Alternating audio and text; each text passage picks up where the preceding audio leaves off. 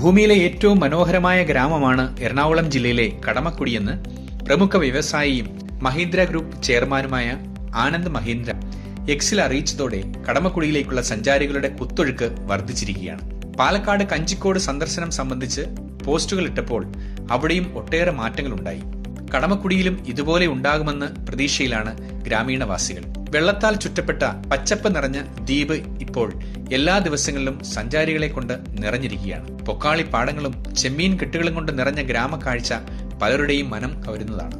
ഇവിടുത്തെ ഉദയാസ്തമയങ്ങൾ ഏറെ ആകർഷകമാണ്.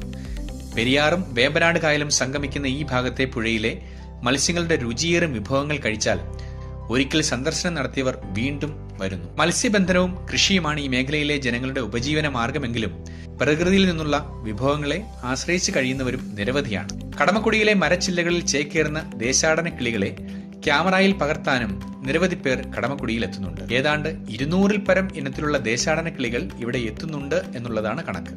ഇതിൽ പലതും വംശനാശം സംഭവിച്ചുകൊണ്ടിരിക്കുന്ന പക്ഷികളാണ്. പക്ഷിശാസ്ത്രജ്ഞന്മാർ പലപ്പോഴും കടമക്കുടി സന്ദർശിക്കാറുമുണ്ട്. ഇര തേടി എത്തുന്ന ദേശാടന കിളി ഇവിടെ തന്നെ കൂടൊരുക്കി മുട്ടയിട്ട് വിരിയിച്ച് കുഞ്ഞുങ്ങളുമായാണ് മടക്കം. കണ്ടൽക്കാടുകൾക്ക് ഇടയിലാണ് ഇവരുടെ താവളം. ചെമ്മീൻ കെട്ടിലെയും കായലുകളിലെയും മത്സ്യസമ്പത്താണ് ഇവയുടെ ഭക്ഷണം. കൊയ്ത്തുകാലം ആരംഭിക്കുന്ന സെപ്റ്റംബർ ഒക്ടോബർ മാസങ്ങളിലാണ് ഇവയുടെ വരവ്.